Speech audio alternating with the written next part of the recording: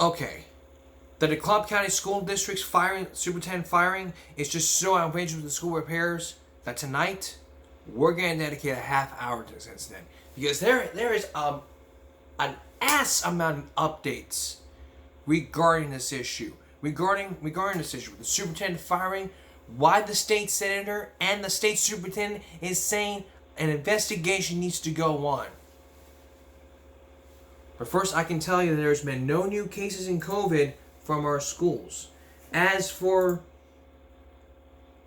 what happened, there's 9 new cases so far, 9 new cases in Oasis County, with only 1 new death. 24 new deaths in the state with over 2,700. 1,490 in ICU, 11,400 people hospitalized since 26. And since 24, 6.7% have been positive, over 400 tests have been taken. And over 28,000 vaccinations. Well, 73% have had at least one dose, 21.1 million. Fully vaccinated, 17.7 with 61.4%. Even the statistics will show that 46.6 million doses have been given, 17.8 fully vaccinated, and 61.4% of the population has been fully vaccinated.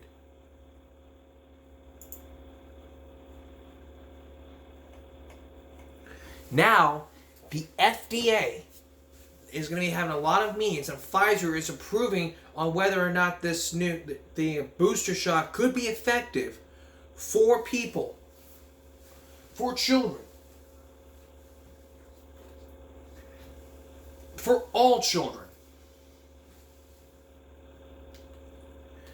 And I gotta say, I hope it works. I really hope it does. Everyone needs to be vaccinated. And kids who are scared of being vaccinated or boosted, they need to ask questions. Seriously, we all need to ask questions. We gotta ask questions every now and then. If we don't ask questions,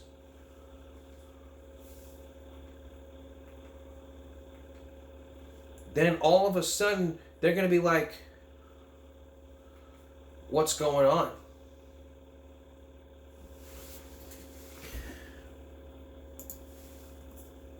What I can tell you, I can tell you what's going on here is that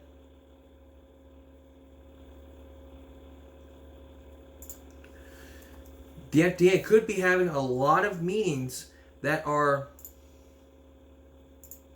really going on with this issue. And now China imposes strict COVID protocols. Very strict.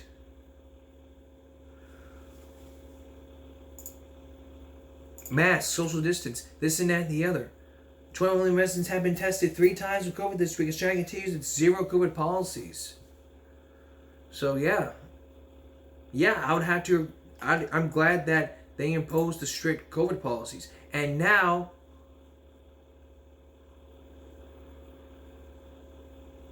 what else happened is that San Francisco issues its mask mandate for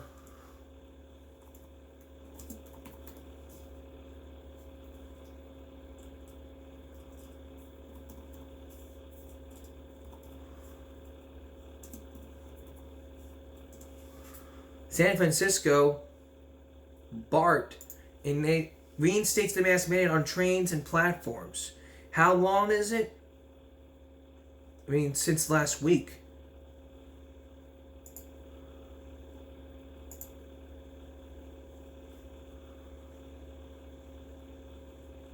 It's unclear. It's very unclear. I could read more, but they're going to allow me to pay a subscription. I'm not doing that crap. So what I can tell you is we don't know how long it could be.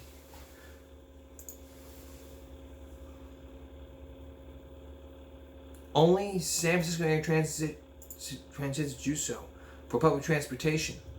It was a 7-1 vote. COVID cases were on the rise. The move makes BART among local transit with the San Francisco, but kids ages 2 and under, people with medical conditions that prevent them from wearing masks are exempt. That's good. Under federal new mask requirements, private transit with some agencies are often trying to introduce their own mandates. Los Angeles County issued new COVID-19 health health order last week, calling for masks to be worn all public transit in the county, including buses, trains, taxis, ride-hailing service vehicles. Masks also not required on certain trains. Okay. The move makes BART the outer among local transit agencies with the San Francisco Transportation Agency, no longer requiring mass trains and buses and taxis. So, until that time comes, if you're in San Francisco, just follow the mandate. Otherwise, masks, social distance, hand washing. Make sure you're vaccinated. Because remember, if you're not vaccinated, you're in a mandatory zone. If you're unvaccinated, you're in the mandatory zone. If you're vaccinated, it means you're in an optionary zone. But you still have to take extra precautions when it comes to this. Also, wash your hands. Social distance. Sanitize your hands. Disinfect your area. If you have a medical condition, let them know beforehand. You're exempt. If you have a medical condition, then maybe you could be exempt. If not, let them know beforehand. You're under 2, no mask. If you're quarantined, stay there. If you're if you're not, and if you get tested positive, well, stay home, stay quarantined. Remember that. Okay. When we come back, we're focusing on the DeKalb County schools. Now 2 weeks ago, this was an outrageous 2 weeks ago when students posted a video about what happened. Now, some new details into what happened. Why the state superintendent is calling for an investigation into the board. And because of this, I'm dedicating a half hour to this. It is something that I've seen throughout my 5 years here. Please don't go away. Up front tonight, there are new details into the DeKalb County School Board after its superintendent was fired. Now, this comes days after the board decided, after the former superintendent decided to just hold off the repairs for that school and just do repairs for other schools. This set off controversy. After that, she was fired. After the firing 2 days ago, there was an enormous amount of controversy. The state superintendent is now ordering an investigation into what happened.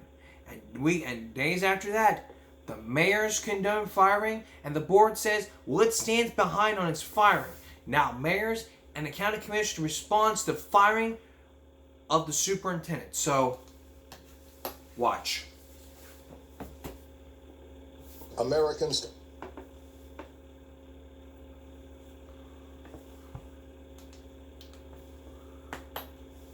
Time. This update story we've been following for you closely right here. A dozen mayors are raising concerns about the DeKalb County Board of Education's decision to fire the former superintendent, Cheryl Watson Harris. Their letter says, in part, that they're concerned the decision could jeopardize the future of DeKalb students. They say it could have some long-term impacts, like making it harder to attract and keep a new superintendent or other school leaders. They say serious changes are needed to prevent the chaos that seems to occur every few years in the DeKalb County School District. The letter says these mayors are ready to work on legislation that would protect students and educators. The school district is facing scrutiny over how it's handled renovations for its aging schools. Now, the county commissioner. Continuing after Cheryl Watson Harris was fired as DeKalb County School District Superintendent. Tonight, we have a statement from DeKalb County Commissioner Ted Terry. He says in part that the news shocked him, saying leaders need to come together to maintain a stable and solid education environment. He is calling on county leaders for a summit to look at the future of education in the county, saying this crisis demands a true reset and change. I agree.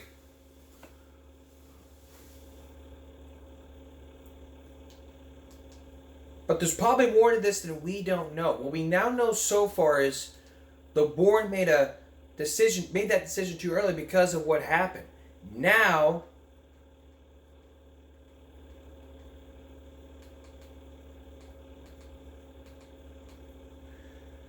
if this probably continues,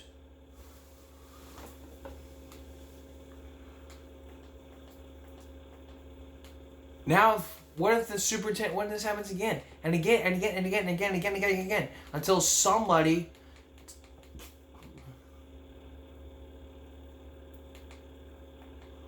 But now we know that the DeKalb County Interim Superintendent enters that year-long thing. So let's take a look at this one from 11 Alive.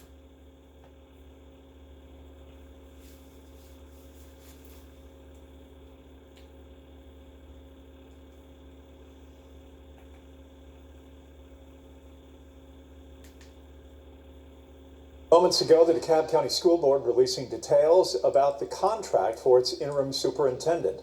Dr. Vasant Tinsley signing a one-year contract. It will remain in effect unless a permanent hire is made before the time runs out. Dr. Tinsley takes over for Cheryl Watson-Harris, who was fired earlier this week following growing tensions surrounding the conditions at Druid Hills High School.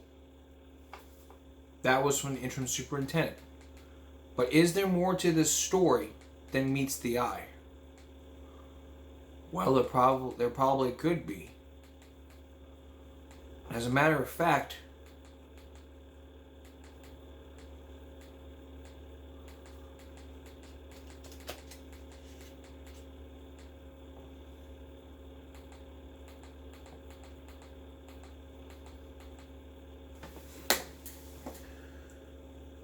let me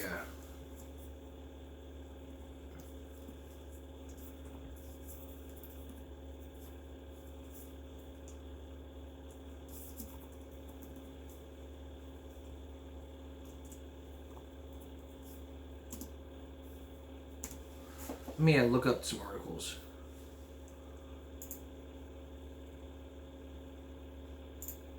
Here is what led to it 2 days ago, as far as we know.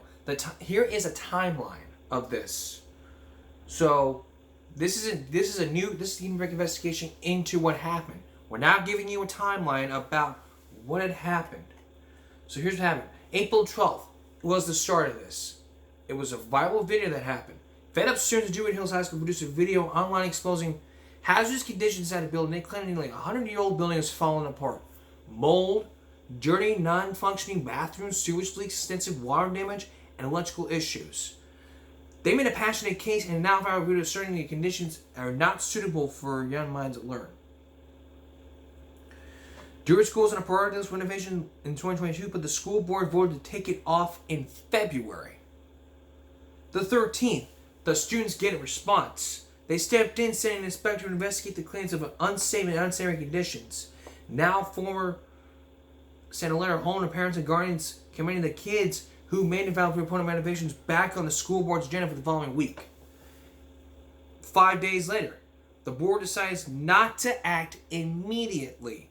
After the students publicly called out the high during the time of renovations put back on the agenda, the school board reported not to make changes to the building. Before the meeting started, students and parents stood outside of the signs urging school officials to take action. There were hours of discussion with public comment at the meeting.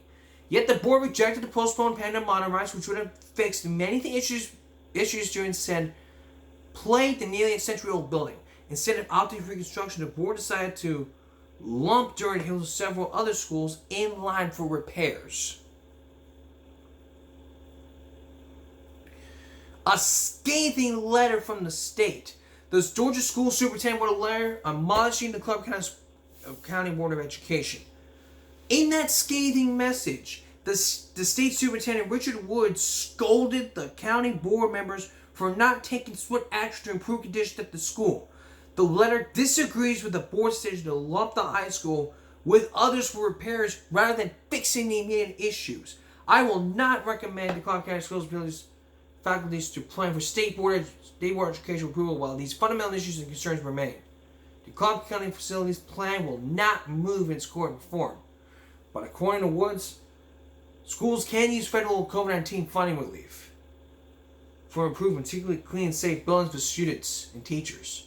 The letter said DeKalb County received over $480 million in ESSER relief funds, even after taking into account assuredly cuts. They know more than $140 million. Woods said much of that money remains unspent. It's not over yet. When we come back, more of this timeline. Stay tuned. Before we continue on, we want to bring you an update on a story we first brought you here weeks ago. Weeks ago, we brought you a story about a CCSC student named Jonathan Martinez Garcia, who was charged for sexual assault, attempt sexual assault, battery, burglary, and robbery after he attacked a teacher. After that, the superintendent responded by having new measures and new security. The teachers like that idea.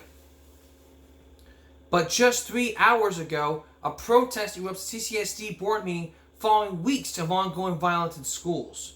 They're not backing down. They are demanding more must be done to address violence in our Clark County schools.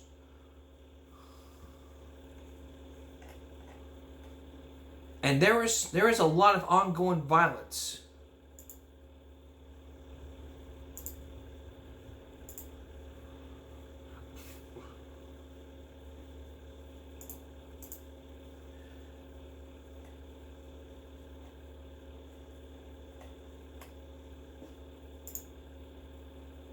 And just a day ago, and just on Thursday, teachers and students alike protested in support for quick change. The National Educational Association of Southern Nevada organized a protest ahead of Thursday's Board of Trustees meeting. The teacher said the efforts to address violence today has been a little too late, and she's afraid of the consequences. The president demanded CCC direct every school's administration to develop safety plans unique to their campus. But they began a petition calling on state officials to step in and help address the rash of violence in CCSD.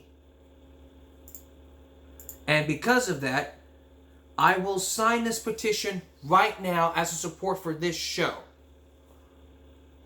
If you want to take this petition, we'll put the link in the description below, so that way you viewers of Give Me a Break can help show support. And Give Me a Break continues with more of the investigation into the Clark County School Board in just a moment. Tonight, we're continuing this investigation into the Clark County Schools firing of the superintendent after the board decided to postpone the maintenance order on a 100-year-old school and decided that work must be done for other schools. We heard from the mayor. We heard from others. But what we now know so far is that there has been a timeline about this. So let's continue on. The day after the scathing letter, the termination that left a newly seated superintendent was blindsided. They voted to approve a separation agreement with the Clark County School Superintendent Cheryl Watson Harris, effective immediately. Now, this was a Zoom meeting. She says that she said that she was cut off. She was not notified. The board made the vote during a virtual executive meeting deciding to name Dr. Vazane Tisley as interim superintendent. In a statement, she was blindsided. I was not aware my contract or employment would be discussed during today's meeting, as I was not notified and was not identified in the board meeting notice. Who took reins in 2020 added she was not invited to be part of the executive meeting after the student appeal discussion was released from a virtual meeting without notice. The day after, 11:07 a.m., the school board members react. In a statement, the board member Allison Gervais said she was briefly informed about the board's sudden decision about Watson Harris' termination right before their meeting, which was postponed several times, but continued expressing her frustration with the county's school board and saying she was heartbroken for its teachers and the community, saying the student release Congress report shows the weakness of the district does not lie with the students, teachers, administrators, even the superintendent. The weakness in the Clark County schools is the Clark County School Board. I keep pondering what it would be like if I continue to serve on the board where the progress is stiffed. Adult egos prevail and students are forgotten. And during that time, an interim was sworn in. And at 1:45, the state calls the board's move a step backward. Woods rebuked the Club Power Board once again, calling the move to fire Watson Harris a step backward, making progress addressing change. He cited in the letter that saying he previously called on their team to empower the former superintendent to take immediate action. Instead of moving deliberately and exactly in line with my recommendations, The board chose to largely meet its moment with the dysfunction of function. Wood said the state would be in touch with the board to help develop immediate short-term and long-term plans. And the governor steps in saying, I'm highly concerned with these serious issues in DeKalb County can be resolved if schools should be choosing politics over students and families and educators. As the governor of the state of Georgia, I take very seriously my job advocating for all Georgia citizens, especially for our most valuable resource of our students. My office will remain in close communication with the Georgia Department of Education on these issues to determine what further action is needed. That's the timeline so far.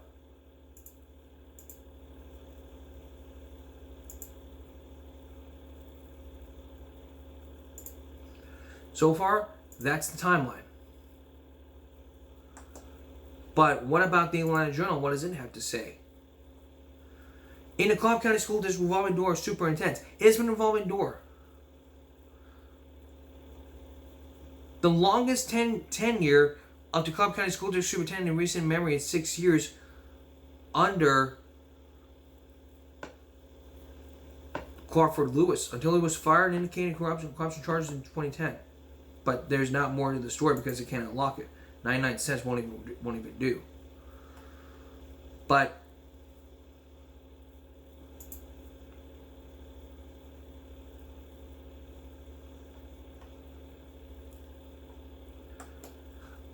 the mayor still criticizes,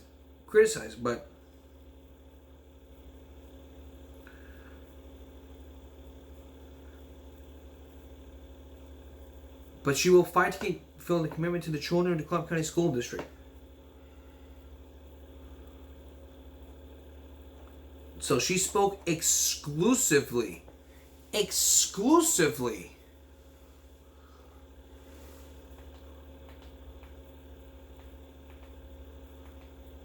to that. So let me find out about what happened.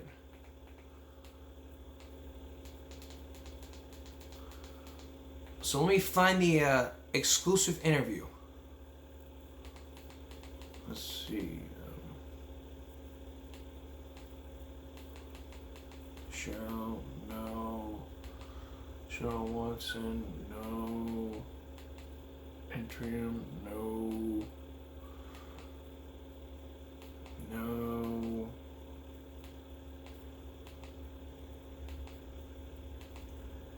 No. I couldn't find it, but Cheryl Watson Harris came on camera days ago to speak out against what had happened. Now, if I had that, I would play it for you. I would play it for you, but I could not find it.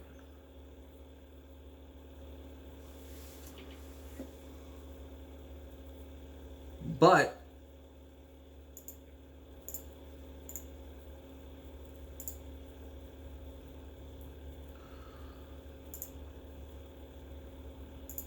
can't find it.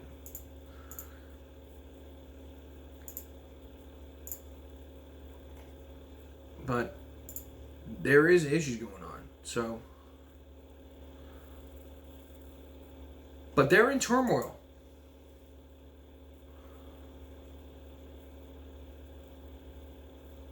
They could have they broke the story. They wrote the story that independent assessment of the district's procedure was found as potentially negligence. They chose politics over their students. That is outrageous. Very outrageous. Now, this was 2 weeks ago. This was 2 weeks ago when the students broke their silence on video, saying that it was a 100-year-old building. That was the reason why. They couldn't even care. They decided to sweep this under the carpet. They just shove it to the side like it doesn't matter. It doesn't matter. An updated rant version, an updated message to the school board when we come back. And I will have my final say. Okay, I want to be very clear. This is a misguided district. I'm not throwing you under the bus. You are misguided. Scratches. I am throwing you under the bus. No, Scratches. I am throwing you under the bus for one reason. That's negligence. You would rather choose politics over the students? That is outrageous. You have 100-year-old building. 100 years old. And yet, you probably go along with what she says to focus on other schools rather than this. If you would have had a plan years ago to just say, we need to fix this right away when school ends and have them move to a different school, that would have been a great plan. But no, you had to take it a step further to sweep all the things under the carpet. This was all swept under the carpet. And you know what that phrase means? I'll tell you what that phrase means right now. When someone sweeps it under the carpet.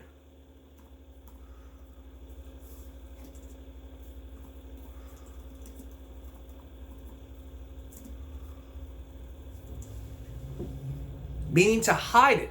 You hid it. You didn't even care. You hid it. You swept it under the carpet saying it doesn't matter. It does matter. What if somebody got electrocuted? What if somebody got mold on their body? That's on you. That's blood on your hands. If it happened in my old school, I would never have forgiven myself. I walked by and I see my fans having mold on their hands and in their body, and I said, what happened there? There was mold. That's what happens when you don't address the certain issue. The inspector's coming by, and now you're being tied up into what happens. You have a new interim superintendent, which I'm very pleased that I hope that you would change on what happens. But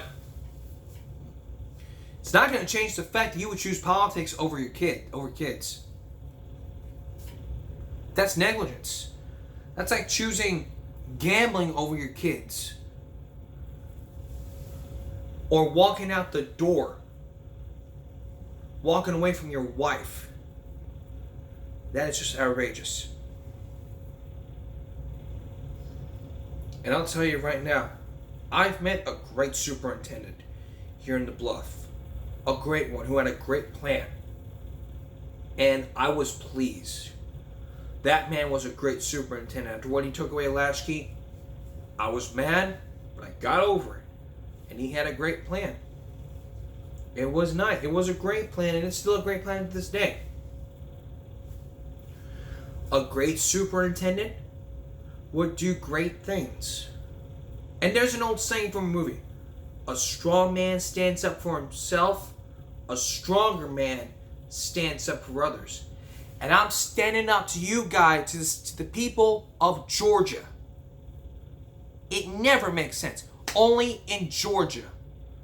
And so, what I have to say to you guys, to you, the Club School District, you are in hot water. After what happened. You are being investigated. And if you hadn't had an emergency meeting and said, we need to fix this. We have to rehire her. Okay, rehire her. You made a terrible mistake. You went backward. In my 5 years of doing this, I've heard tremendous stories about school board members sweeping everything under the rug, school districts being sued for things that they shouldn't have been doing. School boards covering things up so that way they don't want to talk about it. But you knew about it. You didn't do nothing. You agreed with the superintendent. And then you had the unmitigated gall to just look her in the eye and Zoom and say, we vote to terminate her. I second the motion. I third the motion. All in favor? You're fired. You took a step too far. And now, because of what happened, you are in hot water. You're in hot water. I've met a great superintendent. I've been to a great school district with its great special ed program, with its great programs. But you take the cake. A good school district, let me tell you something. A good school district would never, ever choose politics over kids. If you're a parent, you gotta put your kids first. And if you're a school district, you gotta put your students first. That's the key here. Put your students first so that you can understand what goes on. What's going on here? You are responsible. So step up and take responsibility. You guys are like 13-year-olds, and you're acting like it. You're 13-year-olds. And you want to choose to walk away from the situation? Stand up, take responsibility, and say, this is what I have to do. Whether it bothers me to death, it's going to bother me to death until the day I die. So try to understand. I'm trying to help you. And if you're not going to take the help, fine. Continue doing what you're doing. I'll be here. I'll be here till I get this show to my sister, or to my brother, or to one of my nephews, or to my kids, or to a friend of mine. It doesn't matter. Let me tell you, what matters is improving the quality of education. That's the ticket. And what you're doing is sweeping this under the carpet. You have to deal with this the right way. And I tell you, when the state inspector comes in, you better start telling them the truth and start telling about what happened, because the media is right up your alley. And if you don't respond quickly, it's blood on your hands. And until that time comes, I'll keep investigating this until you guys step up to the plate and hear what I have to say. It's what you have to do, whether it bothers you to death. It's going to bother you to death. Until you decide to come clean, or one of the board members comes forward. And I tell you right now, if I was there, it wouldn't be a gateway home. Let's make Georgia a safe place to live. A best school district ever in the state, like Flower Bluff. And students out there in Georgia, if you don't like your school, you're most welcome to come to Flower Bluff, great school district here in the state of Texas with great programs. I guarantee you're gonna like it. That's all for this edition of Give Me a Break Friday. We'll see you again tomorrow for Give Me a Break Saturday. And I should remind you, Sunday is a special Give Me a Break. The 5-year anniversary. May 1st was the day that Give Me a Break aired. With long hair. And on that day, we'll tell you. It's a special Give Me a Break you won't miss. For all of us here at YouTube and Give Me a Break. Good night.